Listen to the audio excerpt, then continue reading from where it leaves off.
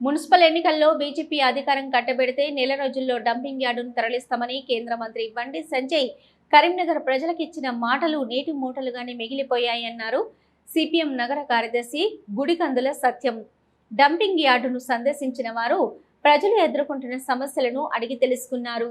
గత కొన్ని సంవత్సరాలుగా కరీంనగర్ నగర ప్రజలు ఎదుర్కొంటున్న ప్రధాన సమస్య డంపింగ్ యార్డ్ అని, ఇది ఎండాకాలంలో చెత్త తగలబడి దట్టమైన పొగ వెదజల్లడం మూలంగా నగర ప్రజలు శ్వాసకోశ బాధన పడుతున్నారన్నారు.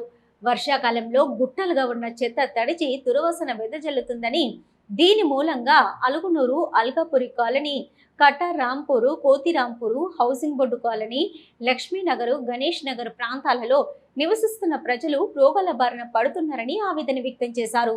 గత ప్రభుత్వ హయాంలో బయో మైనింగ్ ద్వారా చెత్తను శుద్ధి చేస్తామని, యంత్రాల కొనుగోలుకు 162 కోట్లు గుత్తిధరికి కట్టిపెట్టారని, పనులు పూర్తి కాకుండానే కాంట్రాక్టరు చేతులెత్తేశాడని, అతనిపైన చర్యలు తీసుకోవడంలో నేటికి అలసత్వం వహిస్తున్నారని అన్నారు.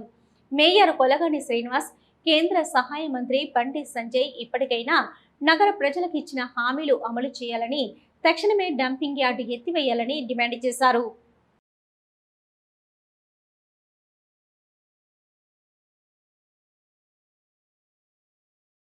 గత కొద్ది సంవత్సరాలుగా కరీంనగర్ స్మార్ట్ సిటీలో గుట్టలుగా పేరుకుపోయినటువంటి డంపింగ్ యార్డ్ను వెంటనే తరలించాలని సిపిఎం పార్టీ నగర కమిటీగా డిమాండ్ చేస్తూ ఉన్నాం.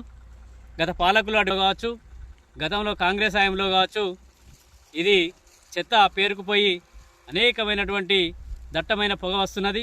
ఈ పొగ రావడం మూలంగా ఎండాకాలంలో తగలబడి